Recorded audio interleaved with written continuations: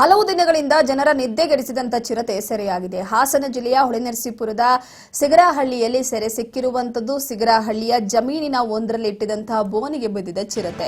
ಸಾಕಷ್ಟು ದಿನಗಳಿಂದ ಜನರ ನಿದ್ದೆಯನ್ನ ಗೆಡಿಸಿತ್ತು ಈ ಚಿರತೆ. ಈಗ ಸೆರೆಯಾಗಿರುವಂತದ್ದು ಹಾಸನ ಜಿಲ್ಲೆಯ ಹೊಳೆನರಸೀಪುರದ ಸಿಗರಹಳ್ಳಿಯಲ್ಲಿ ನಡೆದಿರುವಂತಹ ಈ ಒಂದು ಘಟನೆ. ಜಮೀನಿನಲ್ಲಿ ಒಂದು ಬೋನನ್ನ ಇಡಲಾಗಿತ್ತು. ಆ ಬೋನಿಗೆ ಚಿರತೆ ಬಿದ್ದಿದೆ. 15 ದಿನಗಳ ಅಂತರದಲ್ಲಿ 5 ರಿಂದ 6 ಕುರಿಗಳನ್ನ ತಿಂದಿತ್ತು. 5 ವರ್ಷದ ಚಿರತೆ. ಮಧ್ಯರಾತ್ರಿ ಮೇಕೆ ತಿನ್ನೋದಕ್ಕೆ ಬರ್ತಾ ಇತ್ತು ಚಿರತೆ. ಬೋನಿನಲ್ಲಿ ಸೆರೆ ಇಡಲಾಗಿದೆ. ಚಿರತೆಗಳ ವಾಸಸ್ಥಾನವಾಗಿದೆ ಸಿಗರಹಳ್ಳಿ ವ್ಯಾಪ್ತಿ. ಈ ಸಿಗರನಹಳ್ಳಿ ವ್ಯಾಪ್ತಿ ಪ್ರದೇಶ ಅತಿ ಹೆಚ್ಚಾಗಿ ಚಿರತೆಗಳ ವಾಸಸ್ಥಾನ ಆಗಿರುವಂತದ್ದು. ಸುತ್ತಮುತ್ತ ಸುಮಾರು 10 ರಿಂದ 15ಕ್ಕೂ ಹೆಚ್ಚು ಚಿರತೆಗಳಿರುವಂತಹ ಶಂಕೆ ವ್ಯಕ್ತವಾಗಿದೆ. ಹಾಸನ ಭಾಗದಲ್ಲಂತೂ ಚಿರತೆಗಳ ಕಾಟ ಜಾಸ್ತಿ ಆಗ್ತಾ ಇದೆ.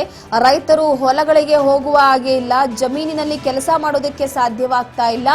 ಸಾಕಷ್ಟು ಕುರಿಗಳನ್ನ ತಿಂದಿತ್ತು. 5 ರಿಂದ 6 ಅಂದ್ರೆ 15 ದಿನದಲ್ಲೇ. ಇದ್ರ ಬಗ್ಗೆ ಅರಣ್ಯ ಅಧಿಕಾರಿಗಳು ಕೂಡ ಮಾಹಿತಿಯನ್ನ ಕೊಡಲಾಗಿತ್ತು. ಮಧ್ಯರಾತ್ರಿ ಮೇಕೆ ತಿನ್ನೋದಕ್ಕೆ ಬಂದಿದ್ದಂತ ಚಿರತೆ ಈಗ ಬೋನಿನಲ್ಲಿ ಸೆರೆಯಾಗಿದೆ. ಅದು 5 ವರ್ಷದ ಚಿರತೆ.